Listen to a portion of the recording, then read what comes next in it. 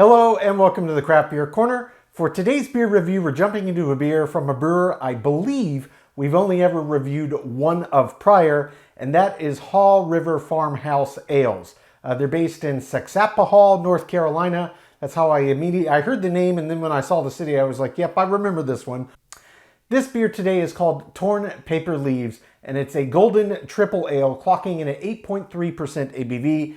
This one was aged on Spanish cedar spirals and also local Asheville tea companies' gray tea leaves. So Spanish cedar and tea. Ought to be a nice kind of back. I've had some different kind of golden triples with various types of additives or barrel agings, but I've never had this combination. Indeed, I think I've only ever had 2 or 3 possible of all the hundreds of beers I've had, at least reviewing on this channel. Thousands in total, but hundreds on this channel. I think maybe 2, possibly 3 have ever had tea as an ingredient. I know we've had Spanish cedar. That's not one of the most common options, but you know, you do see it from time to time. So we'll see what kind of twist that throws into this golden triple style.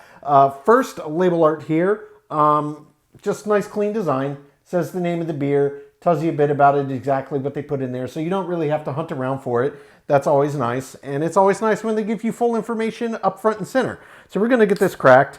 Now, I normally would use a taller, more fluted glass for a triple. That certainly is in a pint can, but I neglected to turn on my dishwasher. So we're going to use our kind of beer can styled glass, but it does still have some nice tuliping up at the top. It's gonna do its job, I expect. Will be just fine for this beer. So let's get this poured right in. All right.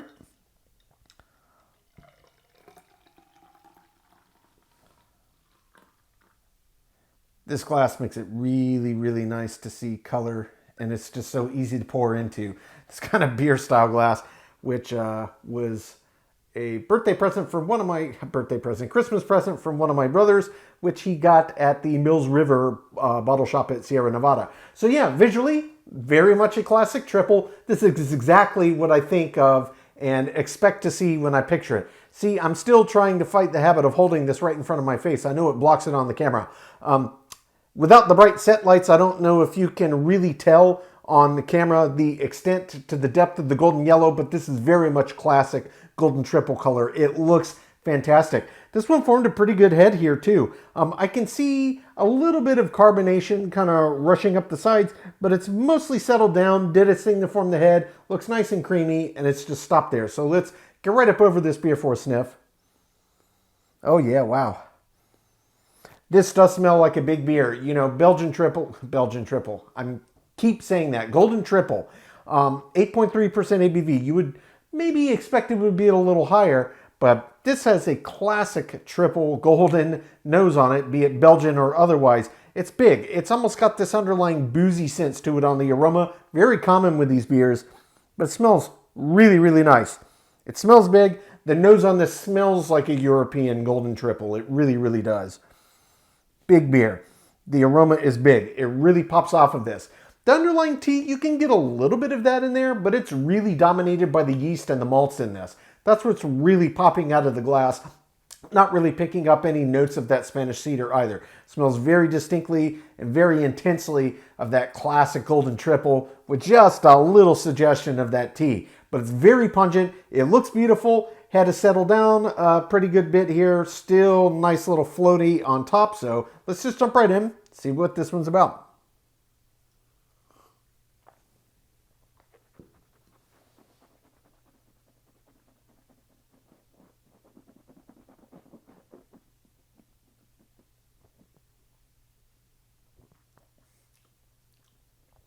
Oh man, that's a huge beer.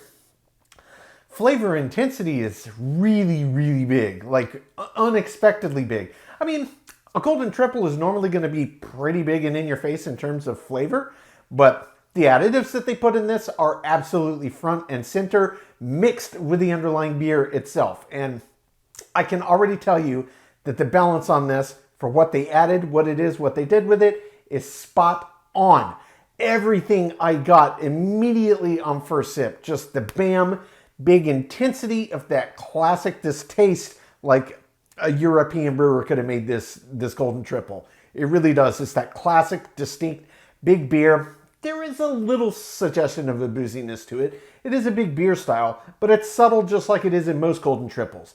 But what really is impressing me here is the balance between the malt bill, the yeast strain they used, and then these additives. The Spanish cedar and the tea leaves really pop out just as big and intense and in your face as the underlying base beer itself, and all completely in harmony. I mean, you could almost set all the flavors on a plane and a line, and they just keep popping in and out, you know, just little slow waves as it's intensifying and opening up. But they all have, I mean, this is among the most perfectly balanced of all the things that are happening with the beer that I've had in recent memory.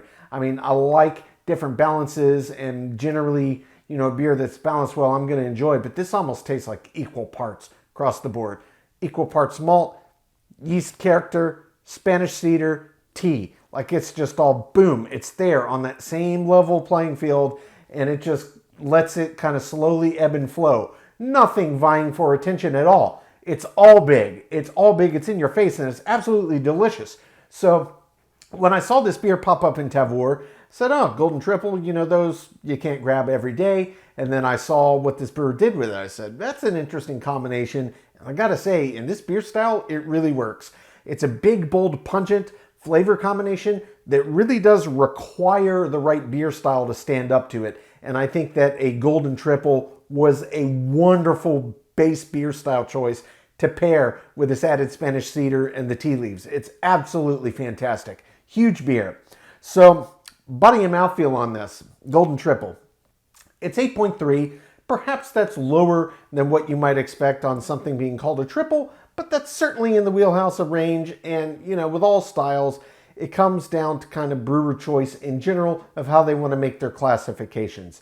The key with a double versus, and really you could almost think Belgian inspired or Trappist, anything like that. The doubles, the quads, the standards, the triples are the golden ones. They're very distinctly like this, and it crosses a bunch of different separate styles, but it's kind of the same genre, this same kind of general theme. So yeah, 8.3 may not be as high as what you'd normally associate. Say if this were an IPA, say, really? Isn't that just a double? Well, no, it's a different beer. And this is prototypical with the nomenclature, and I think it was appropriately picked, again, to pair with this quality. So the body and the mouthfeel, it's a robust beer. This beer has legs.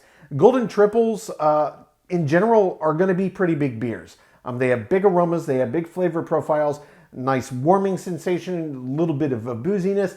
This is very prototypical in that respect, and it's got a nice, robust body. It really is a full medium heavy. For 8.3% ABV, it feels right. The mouthfeel, very, very much the same thing here. It's got the right amount of resistance. You can really tell there's a good amount of malts in there, and it does feel resistant. Agitating this one on the palate, really it doesn't get super creamy or anything like that. You can really just feel the overall resistance and thickness to the beer, and then when you swallow, you just feel how beautifully that pairs together with that big, robust, medium heavy body. It's absolutely fantastic. But as with so many beers, this is quite complex. I'm going to jump back in for a second sip, really pay attention to this flavor combination again, make sure I didn't miss anything. Then we're going to talk about this finish, but a beautifully balanced beer. I really enjoyed what I got on first sip. Take two.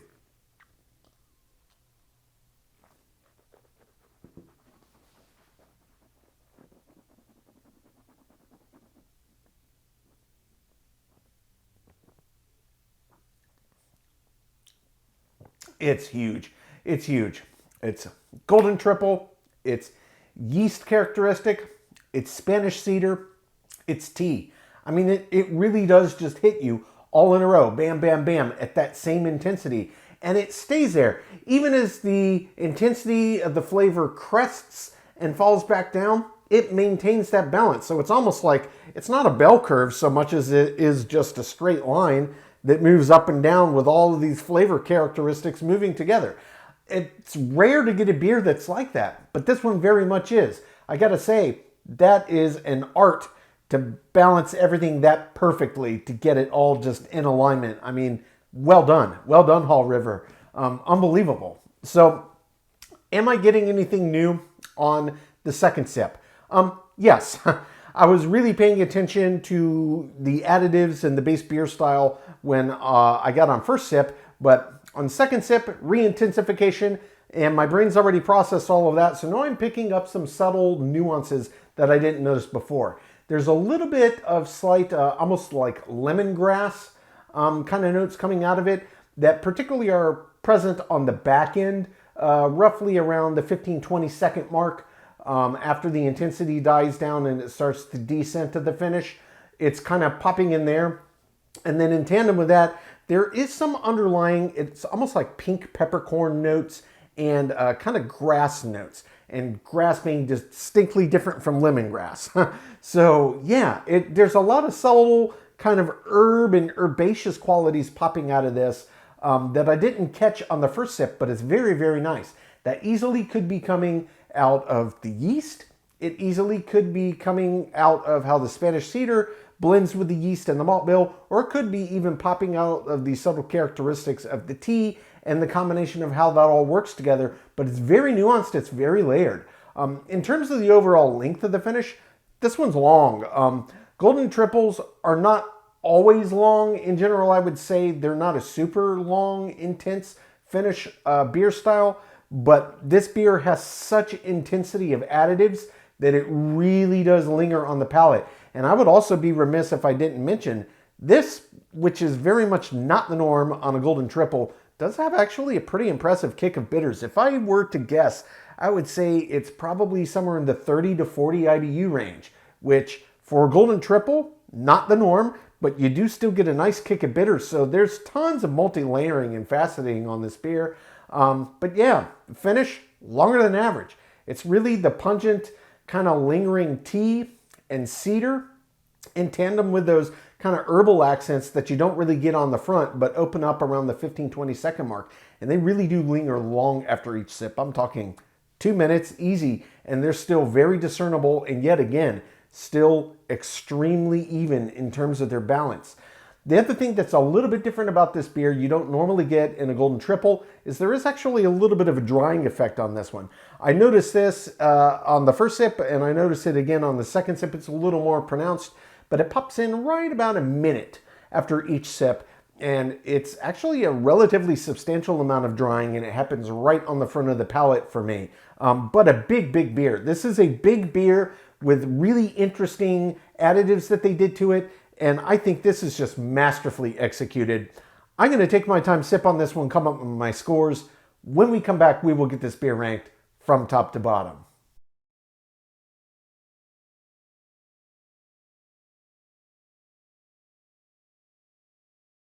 All right, now that we've gotten to enjoy this beer, we're going to get it ranked. This was Haw River Farmhouse Ales Torn Paper Leaves, a golden triple ale clocking in at 8.3% ABV. This one was aged on Spanish cedar and had added gray tea. Haw River Farmhouse Ales is based in Saxapahaw, North Carolina. It's a little hard, S-A-X-A-P-A-H-A-W, Saxapahaw. A little bit of a tongue twister, but nonetheless. Second beer I've had from Haw River Farmhouse Ales, and this one was really, really nice. Definitely a really big beer here, and I think that what they did with it in terms of additives, as we talked about, really was a fantastic choice for the base beer style to take something that big and bold additive-wise to throw in and have a beer that just came together and naturally worked.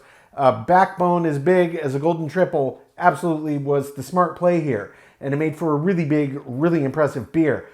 This was another one. I've had a lot of luck with beers as of late. This did not get a perfect score, but it didn't miss it by much.